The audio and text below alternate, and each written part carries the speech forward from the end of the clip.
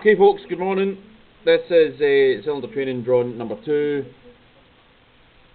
I don't want to name names or anything here because this is live in front of a studio audience. Yay. Say hello everybody. That one person, thanks. Yeah, hold on just now.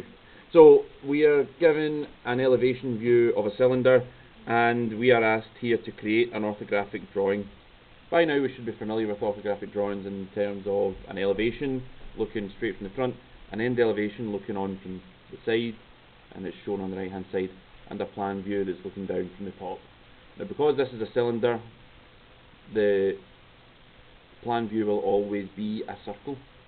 If we were to imagine this wasn't cut here and this side continued right up and it met with there, we can see we're just cutting away all this section, and we can use the drawing equipment to draw in where that would be.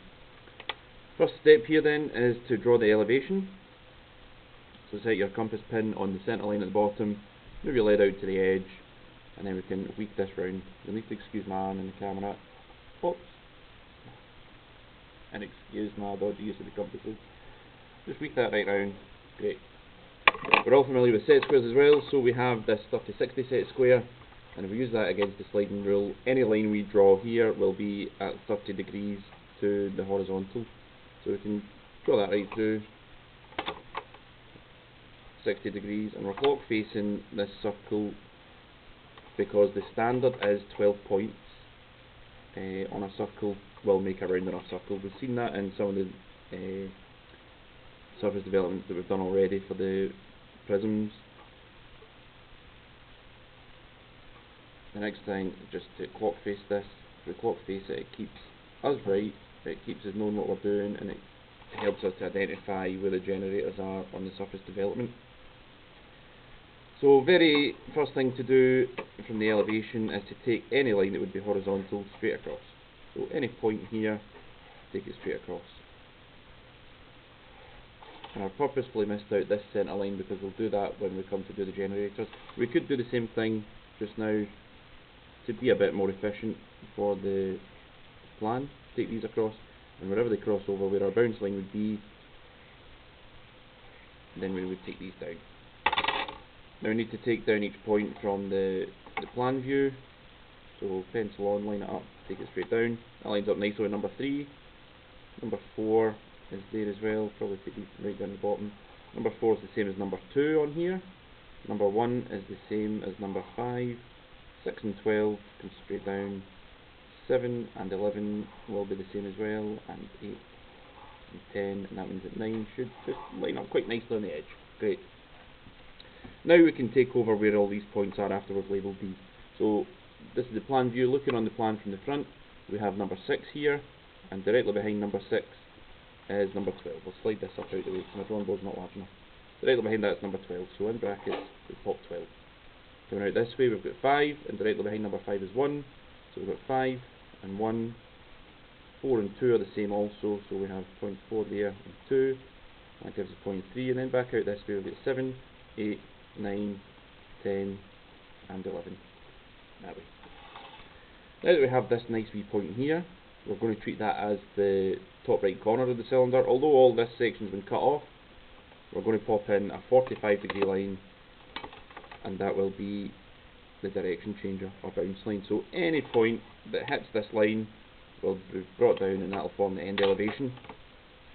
So we can take this point down. That is point number 6. So we can put point 6 there. This next one coming along here is point 5, and it's also the same as point 7. So we can go 5 with a 7 behind it. This one is 4, and it's also the same as 8. 4, you continue that right along, you get 8. So 4 with an 8 behind it. This next one's 3 and 9. Moved slightly there. 3 with a 9 behind it. 2 with a 10 behind it. 1 with an 11 behind it. And finally we've got 12. Right there. 12. 1 with 11. 2 with 10.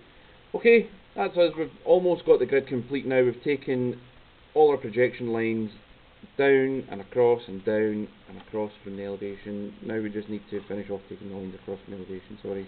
So weak these right across, wherever the lines cut the cut surface, over there intersect the cut surface, there our points will be, and that gives us a nice grid that we can fill in, and you may be able to see already where the shape is for this. I'm going to just start off at the highest point here, that's 9. So on number 9 here, let's just come straight up, pop a wee dot in, and then it's just a case of, when we've got a grid like this, coming down and along, down and along, down and along, and you can fill in the grid this way, making sure you're staying inside the grid, like that. You can see there where the dots are, that's where the ellipse will be.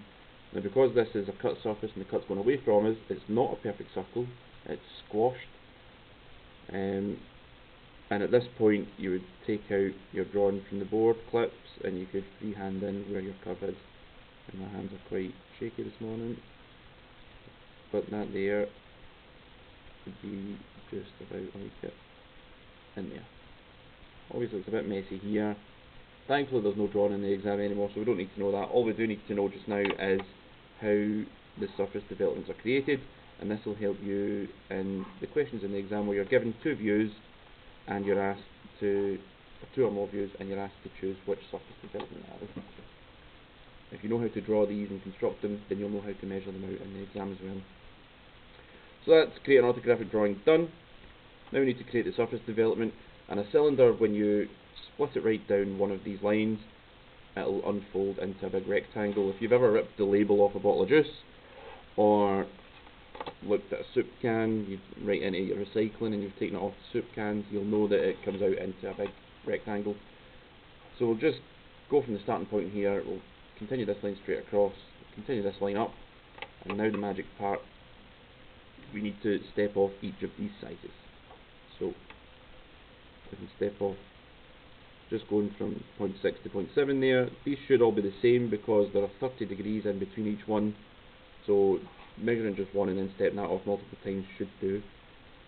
I'm going to start off here just at the highest point to make it look beautiful, and the highest point on this is along edge 9, so I'm going to call that 9, and then just step this off 12 times. So 9, 10, 11, 12, 13, 14, no, we're not going up to 14, that's 10, 11, 12, 1, 2, 3, there's point 4, 5, 6, 7, 8, 9, and back to 9.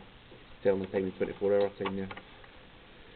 Now, so we can measure up these lines, we need to continue all these points straight up. And measuring on this one is pretty straightforward because we're given a flat surface at the bottom, so we're going to treat the bottom line here, we'll treat that as a flat surface. Just finish continuing that up. And number these before we go further. 10, 11, 12, 1, 2, 3, 4, 5, 6, 7, 8, and back to 9. Taking sizes off this is pretty simple. I'll show you two ways in which you can do that. The first way is just with your compasses. You can wind that right up to 9. That's the tallest your cylinder is going to be, and just pop that right on the line at number 9. I don't know, it should be a bingo collar.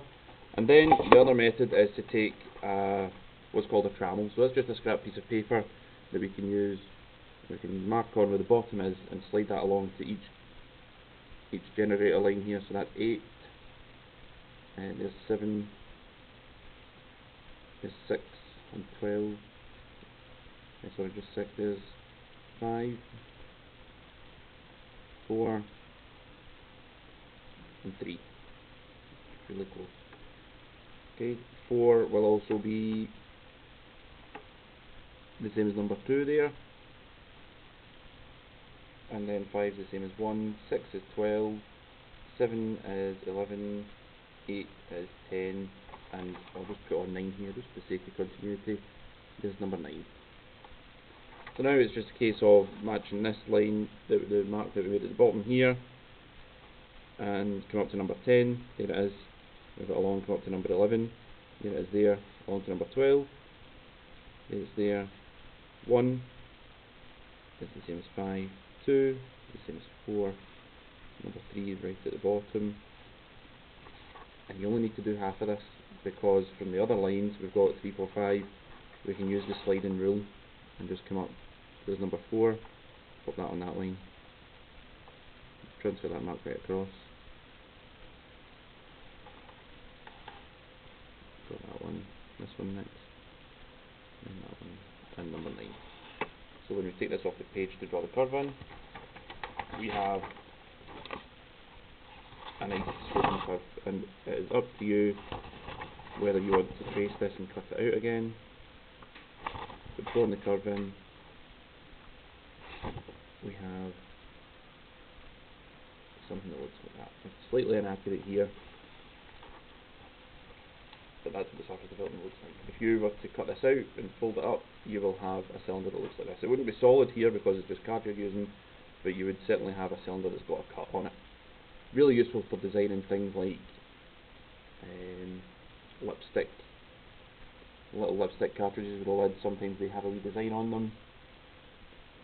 This is really useful for things like that. Does anyone have any questions? Okay. As always then, make sure to subscribe, like this video, and share it with your friends. Share it far and wide.